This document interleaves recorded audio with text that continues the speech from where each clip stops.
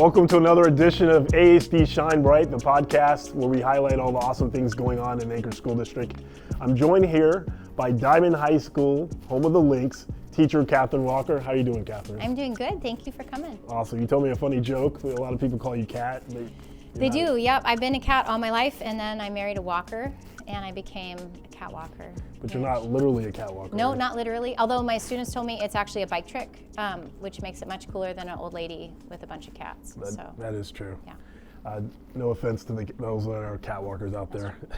So awesome. While we're here, I just wanted to talk to you. Obviously, you were the current Alaska Teacher of the Year, and also just recently was nominated as a finalist, one of 4 in the country, to be the National Teacher of the Year. How does that mean, and what does that mean for you as the way you teach and your students here at Dimond? It's really exciting for me personally, and I love sharing it with my students. And for our school district and our state, it allows me to highlight the great things we're doing and really just promote amazing experiences for students in public education. Tell me, what your class, it's based in CTE. A lot of people that know what that means, that's Career Technology Education? Yep, that's right. Awesome. Tell me a little bit about CTE and what it means to you, and how do you apply that in your class? I started off as a science teacher, and then luckily my principal asked me to teach applied tech at Romig Middle School when I was there. And at Dimond, I started doing with just biology, straight science, and then I was asked if I would teach an engineering class.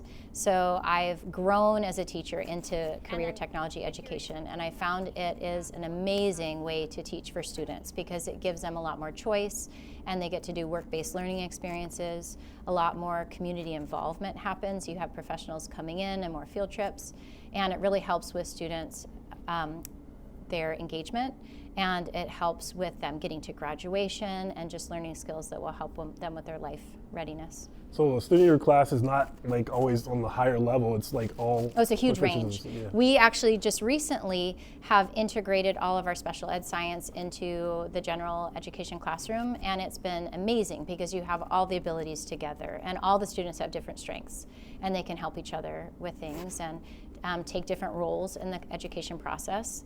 And students often learn better from their peers than they do from adults, so it's nice to have just the wide range of abilities. That's awesome. I know you have some stuff here. I do. Yep. So one of the things my students have been doing, we're a NOAA Ocean Guardian School, so that's the National Oceanic and Atmospheric Administration. They have schools that they support with their work. And my students, twice a year for the last few years, have been going out and doing remote beach cleanups. And this is an example of trash that we found on a beach, and the students researched it and found it's actually from Russia, so it made it all the way to Alaska. Wow. And we work with a local engineer named Patrick Simpson from PKS Consulting, and he takes the marine debris and other plastic that can be ground up and recycled, and he turns it into lumber. They have right now at the Anchorage Museum, they have an exhibit on his work, but he has been working really hard the past few years to make this happen, and he's one of our school business partners. So in the process, he brings in all the equipment and he shows the kids how to sort the marine debris into different piles, and then he shows them how to grind it up and extrude it into lumber. So they get to see that solution to the problem of marine debris. And then another student project that we're working on in collaboration with schools all around the Pacific Ocean is we are 3D printing. The students are making these themselves. They are corals, and when they get hot, they're actually made with a thermosensitive filament, and they turn white when they get hot. So they simulate coral bleaching. In the classroom, we have a coral reef tank that the NOAA Ocean Guardian program has helped us get going. And we have anemone fish and we have corals, and so the students are learning about the problem of coral bleaching and then about solutions like fragmenting coral to regrow the reefs. And we'll be sending these. I have a meeting tonight with the Pacific Educator Network. We'll be sending these off to our sister schools in American Samoa and Hawaii and hopefully Guam as well. So they'll be able to simulate coral bleaching and just spread awareness of the issues so people can take better care of the ocean. Oh, wow. And the last thing I want to show, we have a collaboration with Makar Eye Care in town, and they asked students to come up with a phone holder for low vision patients. And so my students actually designed and 3D printed this phone holder. Can you see the Makar on the side? Oh, wow. And it's meant to be a little bit flexible so you can switch out different sizes of phones, but it's for patients who are low vision and they want to have access to their own correspondence and any bills that they're getting. And you set up your phone. There's an app that works better than just the camera, but you can really zoom in on something. And I don't know if I have anything that's written on back here. Oh, maybe right here, the potable. So you can really zoom in. So if somebody got a bill in the mail, they could actually look at their own bill and they could pay it themselves instead of having to get help from somebody else. So it helps them. So your students created that? They created that. And they made 30 of them and they sent them over to Make Our Eye Care, and Make Our Eye Care helped the students get to nationals. The students had won a wind turbine championship and they got invited to nationals, and so Make Our Eye Care helped pay for that with these. That was a really cool program.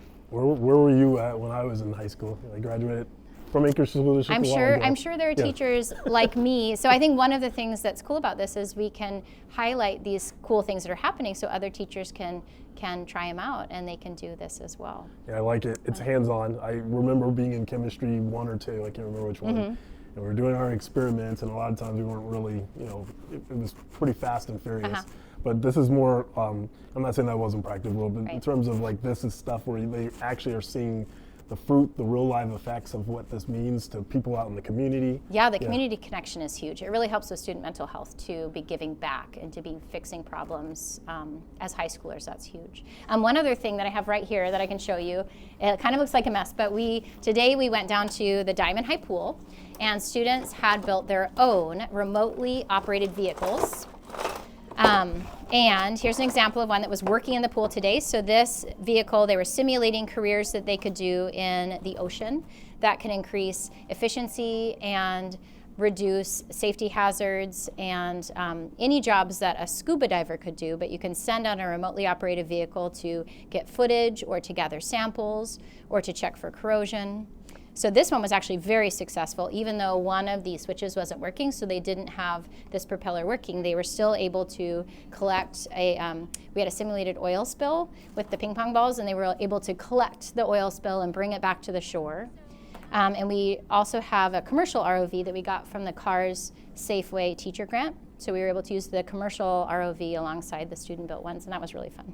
Wow, so they're in the pool, learning about things that, in Alaska, with oil and gas, that's something we've dealt with. I mean, those students weren't alive. They learned all about the Exxon Valdez oil spill, though. Yeah. Yep, so they did a lot of research into that, and they learned the methods that we used and the enhanced safety features that we have now.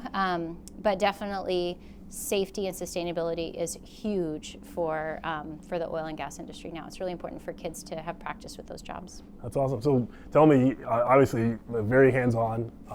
They're learning things about like things that we see in our history books. Yeah. At least to them, it's the history. But in terms of like, what is your goal for your students? Any student that walks through this classroom, what do you want them to get out of this as they finish your class or when they graduate high school? I really work hard to empower my students. I want to give them choice in what they're learning and choice in the activities that they're doing, what they put their time into, and then really empower them to have a voice so they feel like their opinion matters and their abilities matter, and give them a connection to their community. So bringing in the community or getting them out into the community with internships. I'm really working hard to do job fairs. We had a great one just a little bit ago where the students got to meet and interview with lots of different jobs.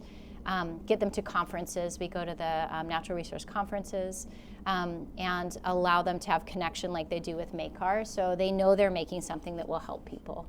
And that really helps students with their mental health. It helps them develop a growth mindset so they can persevere and recover from setbacks.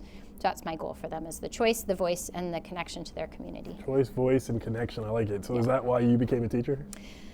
I became a teacher. I think I had to. Every job I did, I just ended up teaching as part of it. I wanted to be a surgeon, and I did a mentorship with a surgeon in town. I'm going to have dinner with her on Saturday, and loved it, and went off and became an EMT in college and was doing pre-med, and then I went to the Peace Corps, and I got to teach in a mud brick schoolhouse, and I loved it. And I hopefully I'm still giving back to the medical community. And like this morning, we were dissecting sharks, and some of the kids were like, I can do this. I could be a nurse. I could be a doctor. So I think that's my way to help the medical field. But I just love working with kids. I love the problem solving and the connection and the success that you get when the kids figure things out. So that's awesome. I just love it. Yeah, I love that.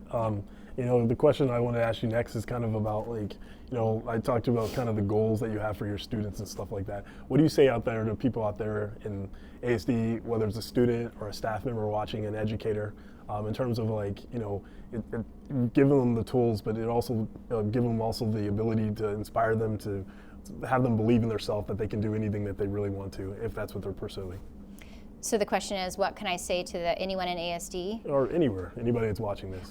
Just that the kids want to be change makers. They're ready. They are so ready to fix problems and to help people. And I think if we allow them to do that with our public schools, if we give them that connection and help them believe in themselves, that they can do it and that they can make our communities a better place.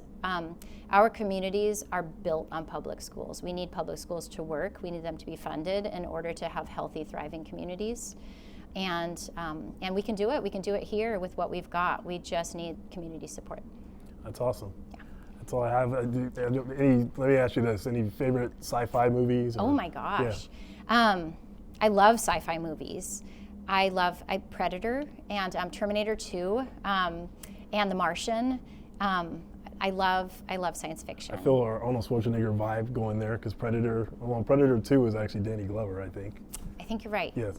Yeah, Predator 2 is my favorite, with the liquid metal. We have Alaska Resource Education coming in tomorrow, and they're going to bring their robot dog. They just got a robot dog. It's not as nice as the Boston Dynamics one, but my kids are so excited to meet the robot dog, so they'll be here tomorrow.